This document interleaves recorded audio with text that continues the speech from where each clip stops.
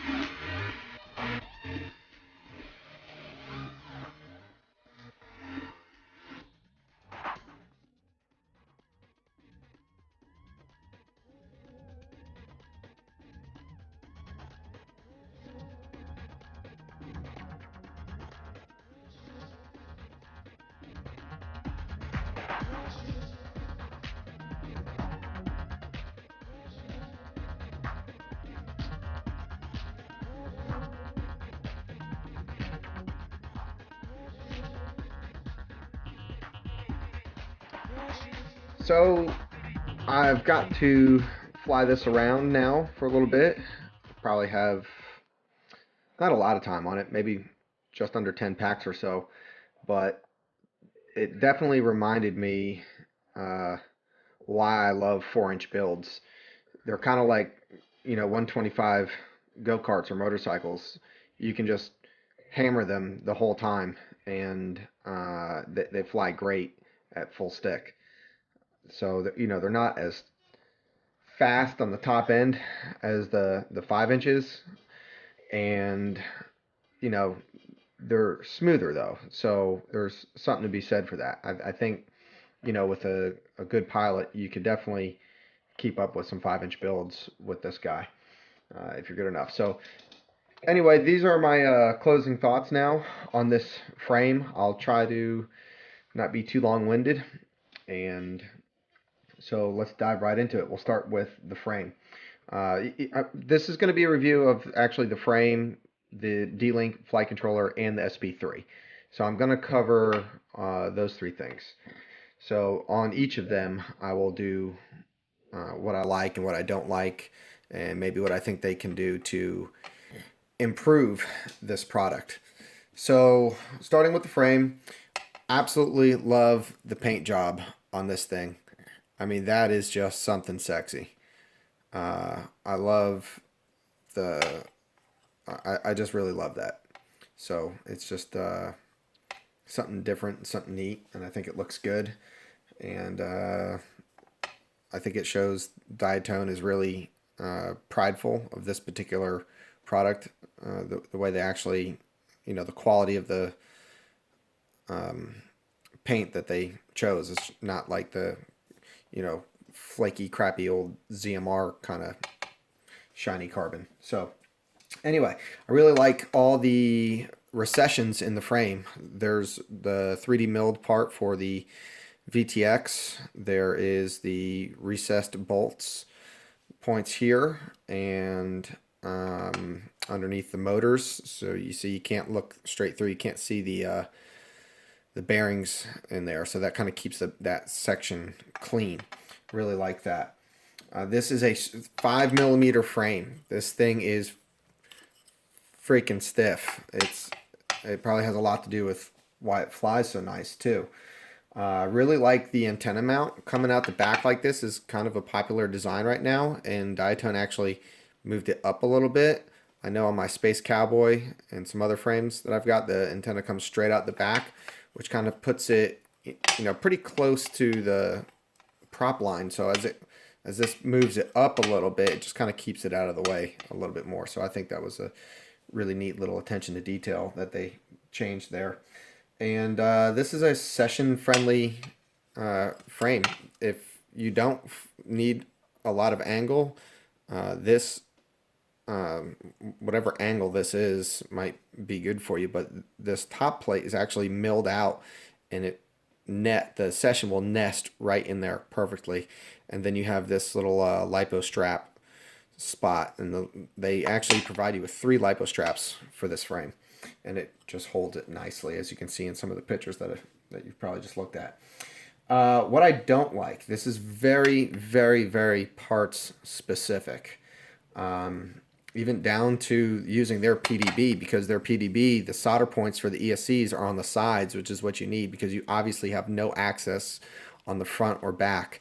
So if you wanted to use something like the Combini, you'd have to turn it sideways if you wanted to use it, and that might, jack up some other things. But yeah, so any flight controller with the built-in power distribution board, the power leads for the ESCs are going to need to be on the side for the build to make sense. It's designed to use the SP3 or maybe the SP2, but the SP3 sits flat down on here. And there's components on the bottom of the VTX that actually sit down into the frame, into the recessed part. So this is a very parts specific build. It is a little heavy for a 4-inch build. It's over 300 grams. But that also has to do, I think, with why it flies so well too. I think the hardware should have come with button heads. So even with the recession of the bolt parts, you have the bolts sticking up still a little bit. So if they had button heads, that might sit down and provide a little bit smoother surface area, and obviously on the sides as well. The front piece here, this aluminum piece, right, that holds this side plate, the vertical plate, and this plate here, when you tighten it from the bottom, they actually twist. You don't have that problem on the backside because it's connected all the way across.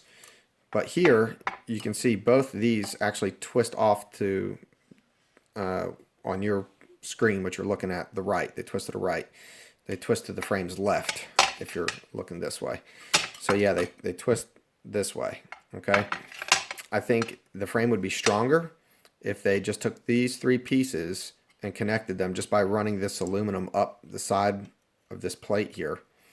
And that would, keep it from twisting. And if you use the camera like this, it'd make this a whole lot stronger for impact.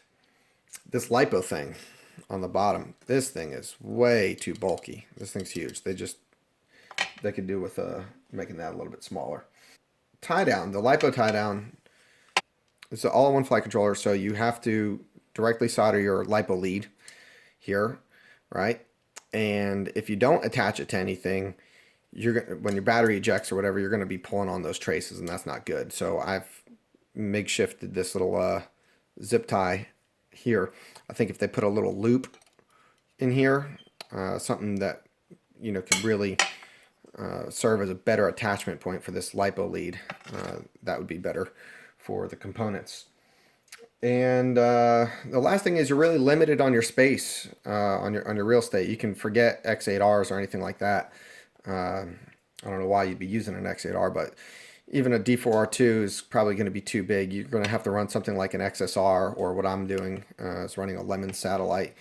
And then if you like, forever tubes or something like that, you really don't have a good spot to put it. I mean, you could zip tie it and make it look janky and all that, but I think the build is just best served, or best done with a Lemon sat with some shorter antennas. So yeah, so that's it for the frame. I'm going to talk about the VTX. I really like the VTX, and what I like about it is it's stackable, and it sits right down on the base plate in this frame due to the recessions that are in the frame made specifically for this VTX. It's easy to read and understand with the channel. You can change right here with just this push button. You just push that button. Long presses, short presses, channels, bands, all that stuff. And it has a multi-Wii OSD built into it. So mine came flashed with 1.6 already on it, which is nice. And then it's also power selectable. You got 25, 200, and 600, and I think that's great. I think the 25 milliwatts are going to get more and more popular. What I don't like about it is in this frame, it's built for this frame, you can see the pigtail kink right here. I mean, that's like a 90-degree kink. It's sitting on the UART. It's sitting on the UART too. Okay. I think if it had a 90-degree pigtail, it could come out the side and then wrap around, and it wouldn't be kinked up like that. So I just think you should be able to have the option to purchase that with either a straight SMA if you're going to use it on a different build, or you can use it on this build. I would definitely go with a right angle SMA. If you have some right angles laying around, right angle pigtails laying around, I would definitely, if you're going to do this build, go ahead and put that on there. For the flight controller, what I like about it, it's a PDB FC built into one, which makes it possible to have this this frame live in this condition. It takes 3 to 6S, so all you 6S junkies or 5S junkies, you can use this if you're using it on a 5-inch build or something bigger. The gyro, it's a MPU 6050, so that's a good gyro, low noise gyro. The board is rated at 120 amps. It has 3 UARTs, although UART 1 is shared with the USB. And in the documentation that it comes with, it tells you that F3 USB and UART 1 can't use at the same time. We'll cut them some slack. When connecting USB to test software of Dlink F3, please disconnect UART 1 and related equipment. So if you have your OSD on there, it's gonna be a pain in the butt. So what I did was I put my UART on my OSD on UART 2, and then I have my Lemon sat running on UART 3. I'll show you how I did that. But let's see, it takes Betaflight. It does have a boot button, which is nice. No solder bridge stuff. It flies great, and it's a good flight controller. Something else I like about it is all these little proprietary ports and stuff. They actually have solder pads on the bottom side. So if that if the little thing breaks off or whatever, you can always go to the bottom side and make your connections that way. What I don't like about it is it doesn't have a traditional USB. It has a proprietary port here, but it does come with the little harness. So don't lose that harness or you're screwed. Spectrum satellite. If you want to use your Spectrum satellite, what you have to do is, because it runs, this was confusing to me at first, but I figured it out. You have UART 1, UART 2, and then on the other side of the board, on the top side of the board, these are the bottom pads. You have these pads that you can solder to, and that's what I had to solder to get my satellite to work. enable your UART3, your serial RX on UART3. You have a transmit and receive pad. You have 5-volt and ground. Okay.